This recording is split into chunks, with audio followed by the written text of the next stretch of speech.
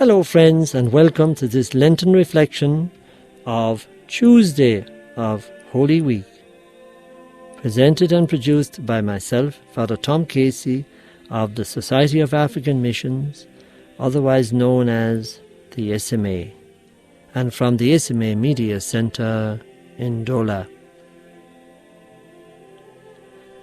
Just as Isaiah in chapter 49 verses 1 to 6, he is called from his mother's womb.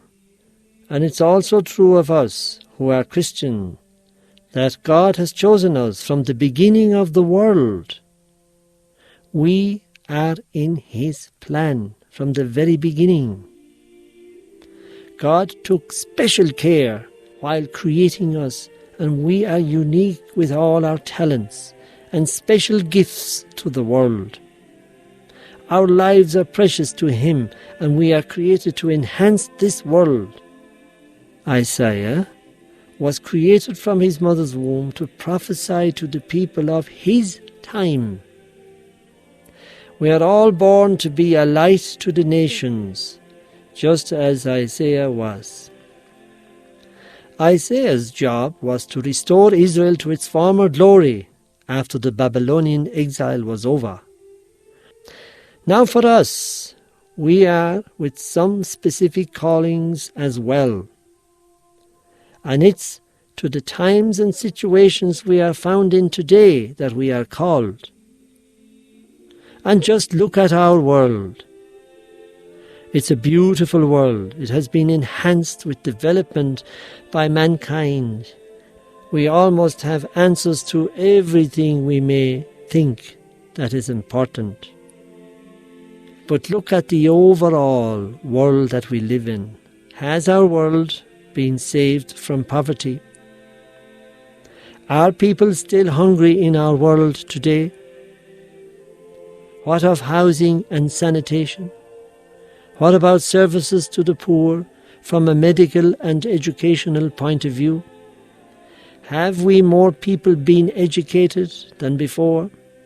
Have we more people been healed from the diseases that plague us in this world and that cause untimely deaths?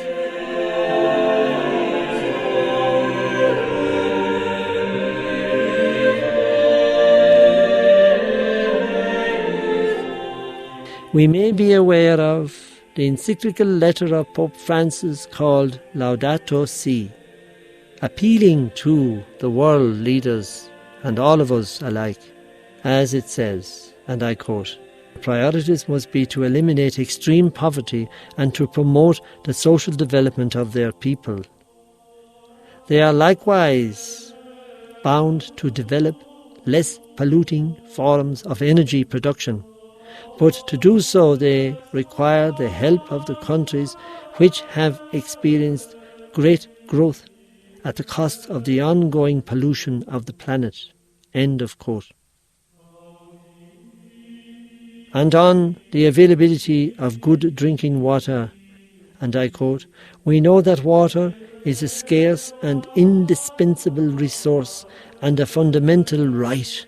The damming of water sources and similar developments crowd out natural habitats and at times break them up in such a way that animal populations can no longer migrate or roam freely."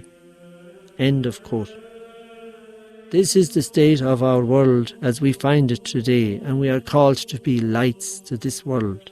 And also I quote a very disturbing statistic, and that is that the world's richest 1% gets 82% of the wealth of the world. So 1% of the world's population has 82% of the world's wealth. This is what we call inequality.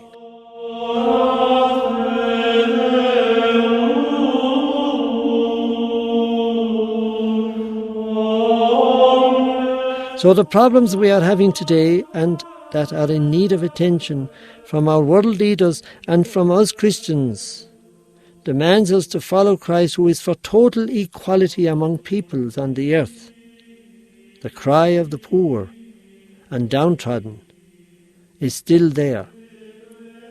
As he said, we have the poor with us always. We may say, sure, what can I do?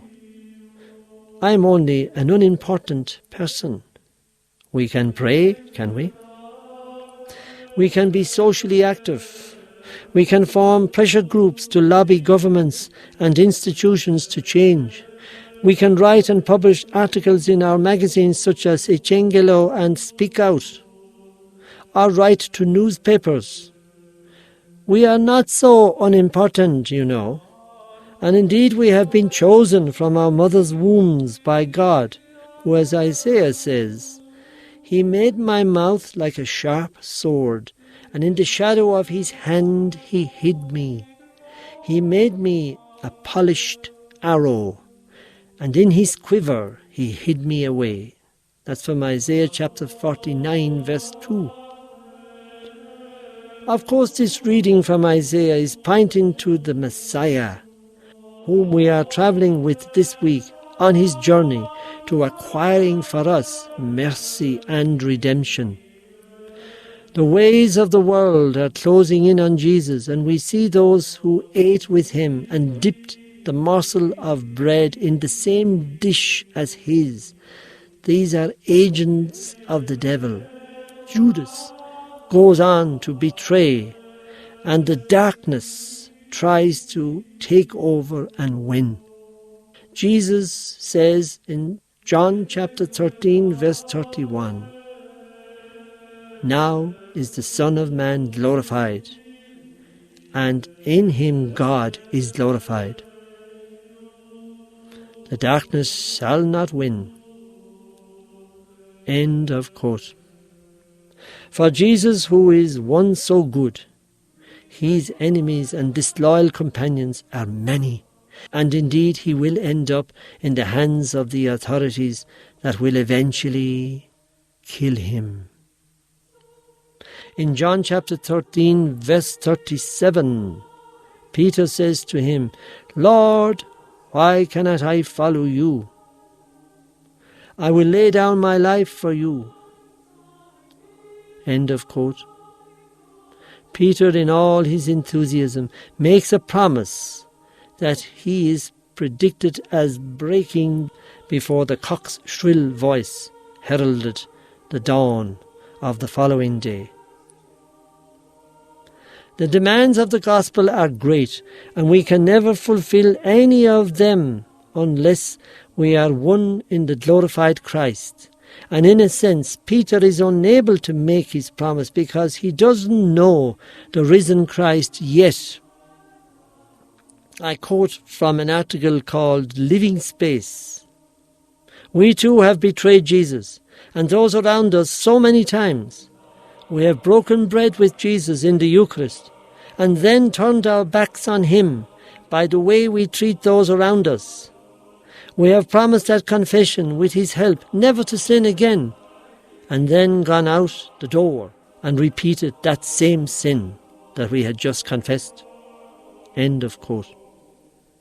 So let us pray that we, like Peter, may weep bitterly for all the wrongs we have done and all the good left undone. Any comments on these reflections are welcome. Please send to smamediandola@gmail.com. All lowercase and all one word. And I spell it out for you. smamediandola@gmail.com. Your comments would be greatly appreciated. This is Father Tom Casey, SMA, of the SMA Media Centre in Dola, signing off now and wishing you a happy and joyful final days of Lent.